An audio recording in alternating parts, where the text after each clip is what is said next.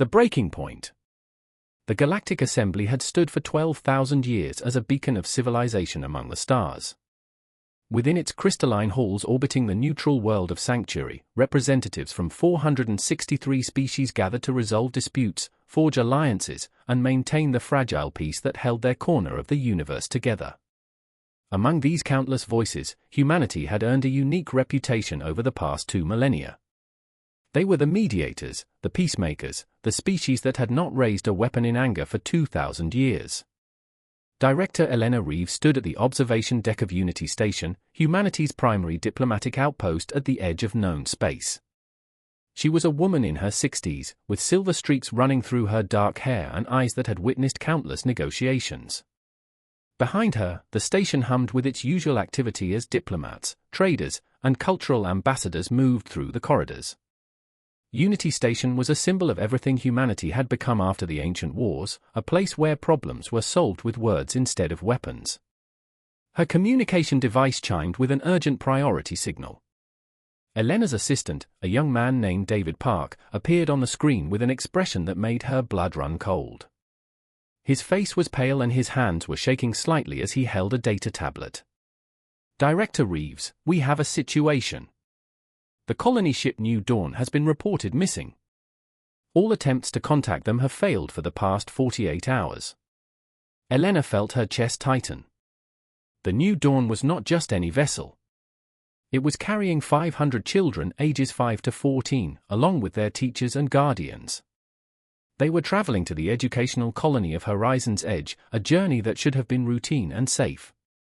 The route passed through neutral space, protected by a dozen different treaties and agreements. Have we checked with traffic control?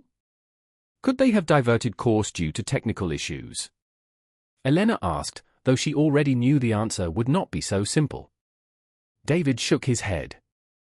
We've checked everything. But Director, there's more. We received an anonymous transmission 20 minutes ago. I'm sending it to you now. The screen shifted and Elena found herself looking at a being she recognized immediately. High Magistrate Vorin of the Collective, a powerful alliance of 12 species that controlled a significant portion of the galactic western territories. Vorin was a tall creature with translucent blue skin and 6 delicate arms that he typically used to project an air of sophisticated authority. His species, the Kelthan, were known for their intellectual arrogance and their belief that their ways were superior to all others. Greetings, humanity, Vorin's voice carried the tone of someone explaining something to a child. We wish to inform you that the vessel New Dawn and its passengers are now under the protective custody of the Collective. The children aboard were traveling to receive what we consider to be inadequate education. The Collective has determined that these young minds would benefit greatly from our advanced educational methodologies and cultural integration programs. Elena's hands gripped the edge of her desk as Vorin continued speaking. We have relocated the children to our primary pedagogical facility on Nexus Prime. They will remain there while we negotiate with Earth regarding certain territorial adjustments in the frontier reaches. We believe humanity has claimed more space than is necessary for your population size. A reasonable reduction of your territorial holdings would ensure the safe return of these children to your care. We await your response and trust you will see the wisdom in cooperation. The transmission ended. Elena sat in silence for a long moment, processing what she had just heard. The Collective had taken human children. They were holding them hostage to force territorial concessions. They had violated every principle of galactic law and diplomatic conduct. And they had made the assumption that humanity would negotiate rather than fight. She activated her secure channel to Earth. This is Director Reeves. I need an immediate connection to the High Council. Priority Alpha 1. Tell them it's about the children. Within minutes, Elena found herself in a virtual conference with the 7 members of Earth's High Council. They sat in their chambers deep beneath the surface of Earth, in rooms that had not been used for their original purpose in 2,000 years. These were not just administrative offices. They were command centers, built during the age when humanity had been something very different. Chancellor Robert Morrison, the elected leader of Earth's government, spoke first. His weathered face showed the weight of his 90 years, but his voice was steady. Director Reeves, we've received the same transmission. Before we proceed, I need you to confirm the facts. The collective has taken 500 human children and is holding them to force territorial concessions. That is correct, Chancellor. The New Dawn is missing, and Vorin has openly admitted to taking the children. They're being held on Nexus Prime in what he calls a pedagogical facility. Another council member, Admiral James Chen, leaned forward. He was older than Morrison, over 120 years old, his body sustained by advanced medical technology. He had been young during the last days of the old wars, but he remembered them. Has there been any indication of harm to the children? Not yet, Admiral. But the psychological trauma alone of being taken from their families and teachers is significant. We don't know what conditions they're being held in or what the collective means by cultural integration programs.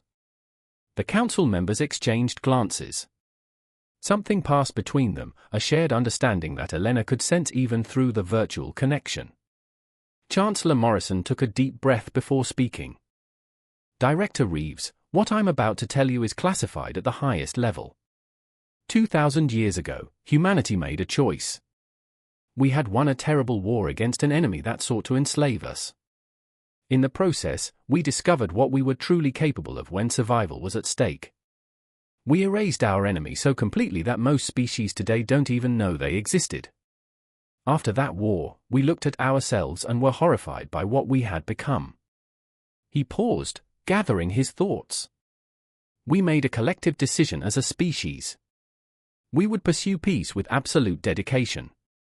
We would become diplomats, mediators, helpers. We would show the galaxy that we had changed. But we also made another decision, one that very few know about. We would never truly disarm. We would maintain our capacity for war in secret, hidden beneath our peaceful facade, ready to activate if someone ever gave us no choice. Elena felt a chill run down her spine. The silent protocol. Yes, Admiral Chen confirmed. Every human ship, every station, every settlement has dual capabilities. Our cargo vessels are warships in disguise. Our medical facilities are tactical command centers. Our teachers and farmers and artists are trained soldiers. We have maintained this readiness for 2,000 years, hoping we would never need it. The collective has just made that hope obsolete. Chancellor Morrison's face hardened. Director Reeves, as of this moment, the silent protocol is activated. Humanity is going to war. Across human space, the transformation began. On colony worlds and space stations, in cities on Earth and settlements on distant moons, humans received a simple coded message. 3 words that had not been transmitted in 2,000 years: protect the children. In his apartment on Mars, retired Fleet Captain Thomas Walker was tending his garden when his old military communication device, kept in a drawer for 2 millennia, suddenly activated. He was 115 years old, his body still strong from genetic enhancements developed during the ancient wars. He listened to the message, then walked to his closet and pulled out a uniform that still fit perfectly. Within an hour, he was at the spaceport, joining thousands of others who had suddenly remembered what they used to be. On Europa Station, Dr. Sarah Martinez closed her medical clinic and activated a hidden panel in her office wall. Behind it was a complete tactical command suite. She had been a doctor for 70 years, healing the sick and teaching young physicians. Before that, she had been a combat strategist who had planned operations that had crushed entire enemy fleets. Her fingers moved across the controls with practiced ease as she began coordinating medical support for what was coming. Merchant vessels changed course across dozens of systems. Their cargo holds opened to reveal weapon systems that had been maintained in perfect condition but never used. Shield generators that had been disguised as power plants hummed to life. Engines designed for speed and maneuverability engaged fully for the first time since their construction. The peaceful traders became a fleet of warships in a matter of hours. At the Galactic Assembly, the representatives were beginning to understand that something unprecedented was happening. The human diplomatic staff had begun evacuating their positions. Ambassador Liu Chen, who had served for 40 years as humanity's voice in the assembly, stood before the gathered species and removed her diplomatic credentials. Beneath her formal robes, she wore a black uniform with insignia that made the older species representatives gasp in recognition. She had been Ambassador Liu Chen, voice of peace and reason. But before that, long before that, she had been General Liu Chen, commander of the Third Human Fleet during the final campaigns of the ancient war. To all assembled species, she said, her voice carrying a weight it had never held before. Humanity requests that you not interfere in what is about to happen. We have no quarrel with anyone except the collective. Keep your vessels away from their territory. We cannot guarantee the safety of anyone who enters the combat zone. An elder representative from the Archonites, a species that had been part of the assembly for 50,000 years, stood up slowly. His ancient face showed something like sorrow. You are making a mistake, Ambassador. Surely this can be resolved through negotiation. Negotiation ended when they took our children, Liu Chen replied. We gave the galaxy 2,000 years of peace. We helped species rebuild after disasters. We mediated conflicts and prevented wars. We asked for nothing except to be left alone to live in peace. The collective has demonstrated that our goodwill was seen as weakness. We will correct that misunderstanding. She walked out of the assembly hall, her boots echoing in the stunned silence. Behind her, representatives scrambled to contact their governments.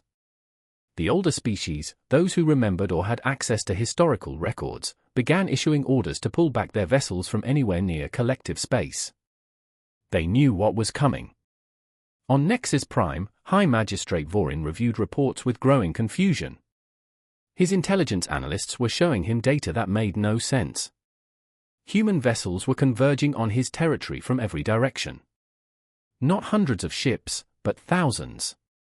Not cargo vessels and passenger liners, but warships with weapon signatures his sensors could barely identify. This cannot be accurate, he said to his staff. Humanity has 800 vessels capable of military action, most of them converted to humanitarian purposes. These readings show over 15,000 warships. His chief intelligence officer, a Keltan female named Cerna, looked at him with fear in her crystalline eyes. Magistrate, I've been reviewing historical records. There are gaps in the data from 2,000 years ago. References to a war that has been classified. And I found something else. A warning, filed by the Archonites in their deep archives. It says to never, under any circumstances, threaten human children. Vorin felt cold spreading through his body. Why would they file such a specific warning? Because the last species that did so no longer exists, Magistrate. They were called the Zelthic. They attempted to enslave humanity. 6 months later, their entire civilization had been erased from existence. Every planet, every ship, every colony. Nothing remained. And according to these records, it all started when they took human children for their slave markets. The color drained from Vorin's face. He had made a terrible miscalculation. He had assumed that 2,000 years of peace meant humanity had forgotten how to fight. He had believed their diplomatic nature was genuine weakness rather than conscious choice. He had looked at their small official fleet and assumed they had no hidden strength. He had been catastrophically wrong. His communication systems lit up with urgent messages. The collective's border stations were going dark one by one. Defense platforms that had protected their territory for centuries were being disabled in seconds. Human ships were moving through their space like ghosts, appearing and disappearing, striking with precision that seemed impossible. Vorin activated the emergency channel to all collective leadership. We have made an error. Prepare to return the human children immediately. All military forces are to stand down. We cannot win this conflict. But even as he gave the orders, he knew it might already be too late. The human fleet was coming, and at its head was a ship that had not flown in 2,000 years. The Indomitable, flagship of the ancient human defense fleet, had emerged from its memorial display on Earth. Its weapons, maintained with religious devotion by generations of caretakers, were fully charged. Its shields glowed with barely contained power.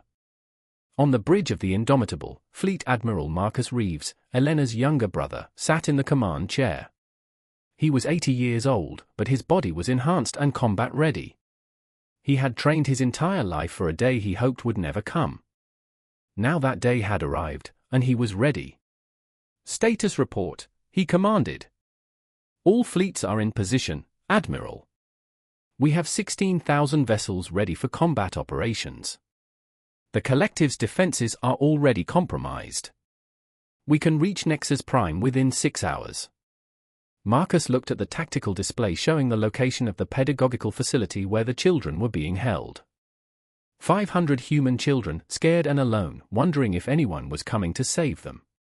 His own daughter was among them, a bright 12-year-old girl who wanted to be a xenobiologist. "All vessels, this is Admiral Reeves. Our mission is simple. We bring our children home. Any collective forces that surrender will be spared. Any that resist will be eliminated. We do not negotiate with those who threaten our young. We do not show mercy to those who would use children as bargaining chips. Humanity has been peaceful for 2,000 years. Today, we remember why the galaxy once feared us." The fleet accelerated toward collective space. Behind them, thousands more human vessels continued to gather. The peaceful facade had fallen away, and the galaxy was about to learn an ancient lesson that some species never forgot: there is nothing more dangerous in the universe than a human protecting their children. The 2,000 years of peace had ended. The reckoning had begun. The reckoning. The collective's outer defense perimeter consisted of 42 military stations, each one capable of holding off a fleet of considerable size. They had been constructed over 3 centuries, incorporating the best defensive technology that 12 allied species could produce. The stations were positioned in a perfect geometric pattern, creating overlapping fields of fire that made any approach suicidal for conventional forces. Military theorists considered them impregnable. They fell in 18 minutes. High Magistrate Vorin watched from his command center on Nexus Prime as the defensive grid simply ceased to exist. The human ships did not assault the stations in any recognizable pattern. They did not even seem to use conventional weapons for most of the attacks. Instead, stations would suddenly report total system failures. Power grids collapsed. Weapons refused to fire. Life support systems went into emergency mode. It was as if the stations were being turned off by an invisible hand. "What is happening?" Vorin demanded, his 6 arms gesturing frantically at the tactical displays. "How are they doing this?" Serena worked frantically at her console, trying to make sense of the data streaming in from their surviving sensors. "Magistrate, the human ships are using some form of directed electromagnetic pulse technology we've never encountered. They're not destroying the stations, they're disabling them. The crews are alive but helpless. It's surgical precision on a scale I didn't think was possible." On the bridge of the Indomitable, Fleet Admiral Marcus Reeves watched the operation unfold with grim satisfaction. His tactical officer, Commander Lisa Park, reported each successful neutralization with crisp efficiency. She was young, only 45 years old, but she came from a family that had served in the military for generations, even during the peaceful centuries when that service meant maintaining systems that were never supposed to be used. "Outer perimeter secured, Admiral. 0 casualties on our side. Collective forces are disabled but alive. We're detecting emergency evacuation of several stations." Marcus nodded. "Let them evacuate. We're not here to kill soldiers who were following orders. We're here for our children." "What's the status of the inner defense fleet?" "They're scrambling to form a defensive formation around Nexus Prime. Current count is 800 vessels. They're powering weapons and raising shields. Open a channel to the collective flagship." The view screen flickered to life, showing the interior of a collective command ship. A Keltan military commander appeared, his blue skin darker than Vorin's, his expression one of barely controlled panic. Marcus recognized the look. He had seen it before, 2,000 years ago, on the faces of enemies who had finally understood what they were facing. "This is Fleet Admiral Marcus Reeves of the Human Defense Collective. I am authorized to offer you one chance to stand down. Return our children immediately and your forces will be allowed to retreat." Refuse, and we will come through you to get them. You have 5 minutes to decide. The collective commander's voice trembled slightly. Admiral, we have 800 warships. Your force may be larger, but we are defending our home territory. We have the advantage of position and... Marcus cut him off. You have 4 minutes and 30 seconds. I suggest you use them to contact High Magistrate Vorin and convince him to do the right thing. The channel closed. Marcus turned to his executive officer, a grey-haired woman named Admiral Rebecca Foster, who had been his mentor during his early training decades ago. She had been teaching history at the Naval Academy for 60 years, but beneath her academic demeanor was a combat veteran who had fought in the final battles of the ancient war. What do you think they'll do? Marcus asked her quietly. Rebecca studied the tactical display, her experienced eyes analyzing the collective formation. They're going to fight. Their pride won't let them back down, not immediately. They still think they can hold us off long enough to force a negotiation. They don't understand that we're not here to negotiate anymore. Then we go through them. Yes. Quickly and decisively. The longer this takes, the more frightened those children become. Every minute matters. The 5 minutes expired with no response from the collective fleet. Marcus took a deep breath and gave the order he had hoped never to give in his lifetime. All vessels, engage. Battle Plan Omega-7. Minimize casualties where possible, but nothing stops us from reaching those children. Execute. The human fleet moved as a single entity, 15,000 ships operating with a coordination that seemed impossible without some form of shared consciousness. In reality, it was the result of 2,000 years of training, simulation, and preparation. Every captain knew their role. Every crew had practiced these maneuvers countless times. They had been ready for this moment for their entire lives. The collective fleet opened fire first, thousands of energy weapons creating a deadly web of destruction that would have annihilated any conventional force. The human ships simply weren't there when the weapons arrived. They moved with speed and precision that defied normal physics, their enhanced engines and navigation systems allowing them to evade attacks that should have been impossible to avoid. Then the humans returned fire. The results were devastating. Human weapons technology had never stopped advancing during the peaceful centuries. They had simply kept that advancement secret. Weapons that could phase through shields. Missiles that could track targets through dimensional shifts. Energy beams that could disable a ship's power core without destroying the vessel itself. Commander Torvak of the collective heavy cruiser Dominant Pride watched in horror as his shield simply failed to stop an incoming human projectile.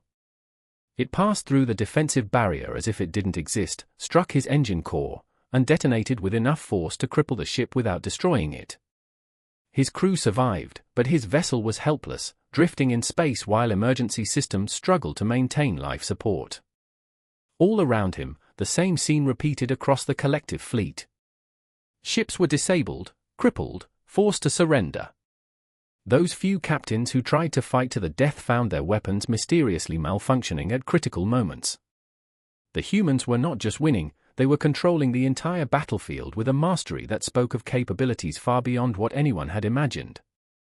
On Nexus Prime, High Magistrate Vorin finally accepted the truth. His forces were being systematically dismantled. The human fleet would reach the planet within the hour. If he did not act now, the consequences would be catastrophic. He activated his communication system to address the human fleet directly. This is High Magistrate Vorin to Admiral Reeves. We surrender. The human children are being prepared for immediate release. Please cease your attack. Marcus's response was cold and immediate. Your surrender is acknowledged. However, we will not cease our approach. We will retrieve our children personally. Your forces are to stand down completely and provide us with the exact coordinates of where the children are being held. Any resistance, any delay, any sign that those children have been harmed, and your surrender will be rejected. Do you understand? Vorin's voice was barely a whisper. I understand. Then transmit the coordinates now. Within seconds, the information appeared on the Indomitable's navigation systems. The pedagogical facility was located in the southern hemisphere of Nexus Prime, a sprawling complex that housed thousands of students from various species. The human children were being held in a separate wing, isolated from the other students. Marcus immediately contacted his ground forces commander. Major Chen, you're authorized to begin the rescue operation. Take your team down and bring our children home. Major David Chen had been waiting for this moment since the crisis began. He was Marcus's nephew, a third-generation military officer who had spent 30 years training for combat operations that he never expected to actually perform. He led the 1st Rapid Response Battalion, an elite unit of 500 soldiers who specialized in hostage rescue and evacuation operations. The dropships descended through Nexus Prime's atmosphere like falling stars, their hulls glowing from the heat of re-entry. They were designed to look like standard transport vessels, but their armor could withstand heavy weapons fire and their speed made them nearly impossible to intercept. David stood in the lead ship, surrounded by his team, men and women who ranged in age from 30 to over 100 years old. Every one of them was a parent. It was an unofficial requirement for the battalion. You had to understand what you were fighting for. 2 minutes to landing, the pilot announced. No signs of resistance. Collective security forces are withdrawing from the facility. David checked his weapon one final time. It was set to stun mode, designed to incapacitate without killing. The mission parameters were crystal clear: minimal casualties, no harm to non-combatants, absolute priority on the children's safety and psychological well-being. Listen up, David said to his team. We're going into a facility full of scared kids, not just ours but from dozens of species. We move fast, we move quiet, and we treat everyone with respect. The adults in that facility may have made terrible choices, but most of them are teachers and support staff who were following orders. We disable resistance, we don't destroy it. Save your anger for the people who gave the orders. His soldiers nodded their understanding. They were professionals, trained to control their emotions even in high-stress situations. But David could see the tension in their faces, the barely suppressed rage at what had been done to innocent children. He felt it too, a cold fury that lived in his chest, demanding release. He channeled it into focus instead. The dropships touched down in a plaza outside the pedagogical facility. The building was massive, a structure of white stone and crystal that would have been beautiful under different circumstances. Now it looked like a prison. David led his team out, weapons ready, moving in standard tactical formation toward the main entrance. The doors opened before they reached them. A Keltan female stood in the doorway, her 6 arms held up in a gesture of surrender. She wore the simple robes of an educator, and her face showed a mixture of fear and shame. I am Administrator Kelsa, she said in heavily accented human standard. I have been instructed to cooperate fully with your retrieval operation. The human children are being held in Wing 7, Sublevel 3. I will guide you there. David studied her carefully, looking for signs of deception or trap. He saw only genuine distress and a desire to make this situation end as quickly as possible.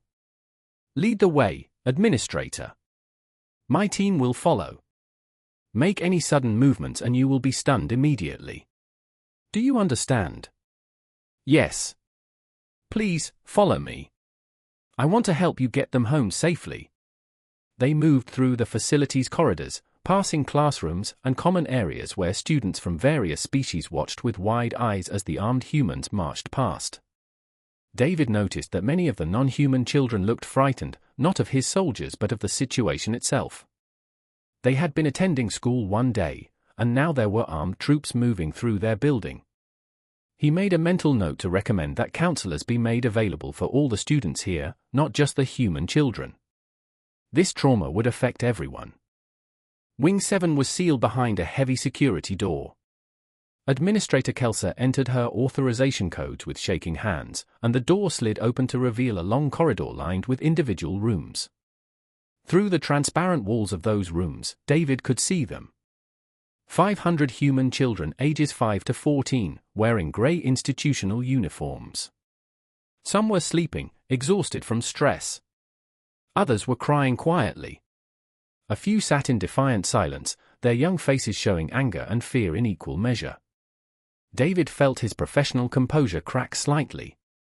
His own son was here somewhere, a 7-year-old boy who had been so excited about going to the educational colony, who had talked endlessly about the new friends he would make and the things he would learn.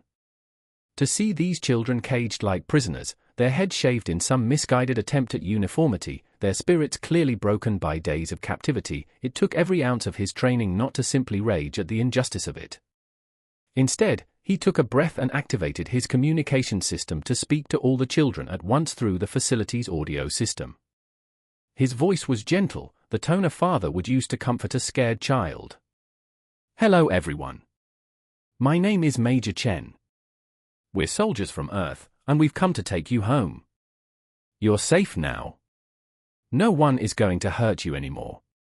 We're going to open these doors and get you out of here, okay? Some of you might be scared of us because we're wearing armor and carrying weapons, but I promise you, we're the good guys. We're here to protect you." His team began opening the doors systematically, moving from room to room. As each door opened, soldiers knelt down to the children's level, speaking softly, offering reassurance. Some children ran immediately into the soldiers' arms, desperate for comfort. Others held back, uncertain, traumatized by their experience. The soldiers showed infinite patience, never rushing, never forcing, allowing each child to approach at their own pace. David entered one of the rooms and found a small girl, maybe 6 years old, sitting in the corner with her knees pulled up to her chest. She had been crying, her face streaked with tears. When she saw him, she didn't move, just stared with huge brown eyes that broke his heart. He removed his helmet so she could see his face clearly and knelt down a few feet away from her, giving her space. "Hi there.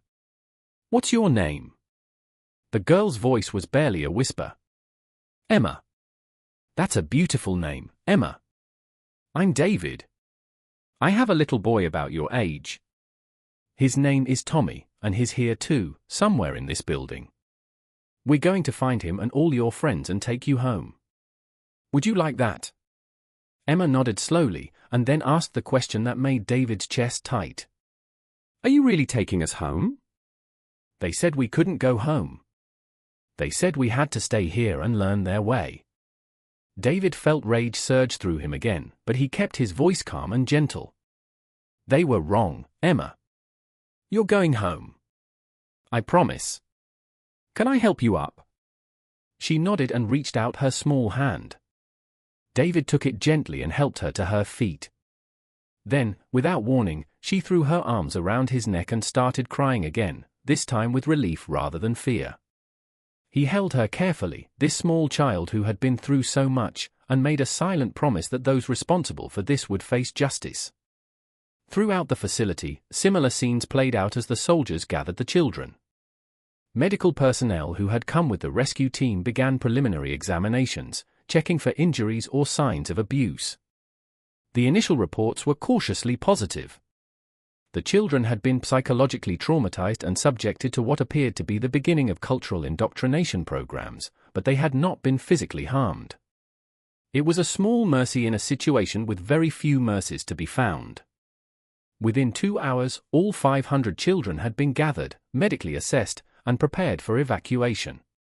David stood in the plaza outside the facility, watching as the children boarded the transport ships.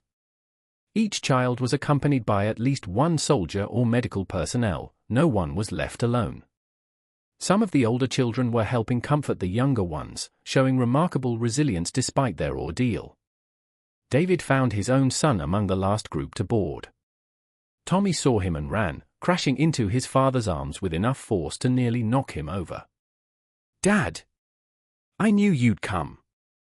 I told everyone that you and Uncle Marcus would come get us."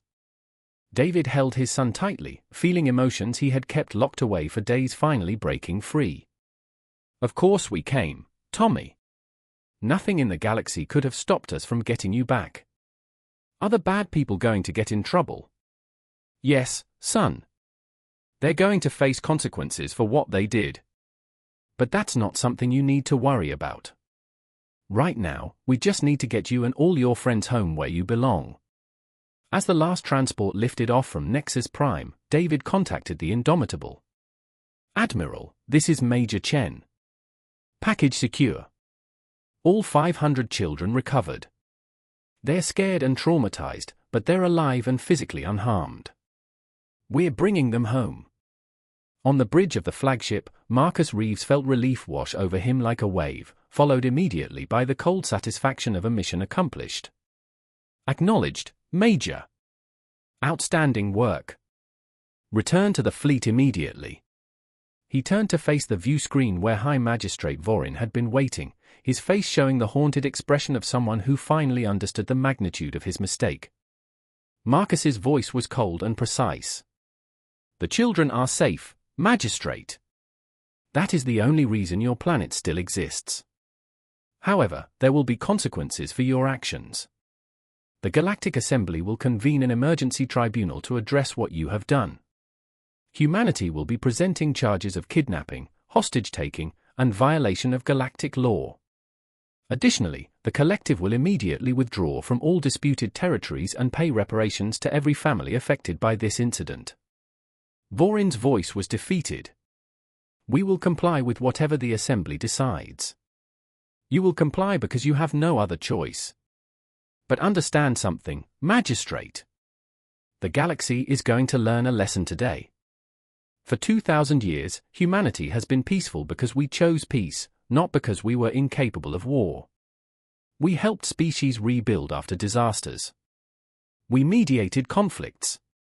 We asked for nothing except to be left alone to live in peace. You mistook that choice for weakness." Marcus leaned forward in his chair, his expression hard. "Let me be absolutely clear so that this message reaches every species in known space. We will return to peace after this. We will continue to be the mediators and helpers we have always been. But if anyone, anywhere, ever threatens human children again, they will face the same response you face today. We will cross any distance, fight any force, and pay any price to protect our young. That is not a threat. That is a promise carved in the stars." The communication ended. Marcus sat back and looked at the tactical display showing his massive fleet still surrounding Nexus Prime. 16,000 warships, more military power than the galaxy had seen concentrated in one place for millennia.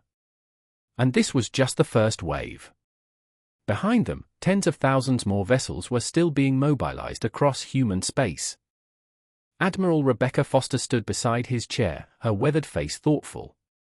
"We're going to face questions when we return, Marcus. The galaxy will want to know how we hid this capability for so long.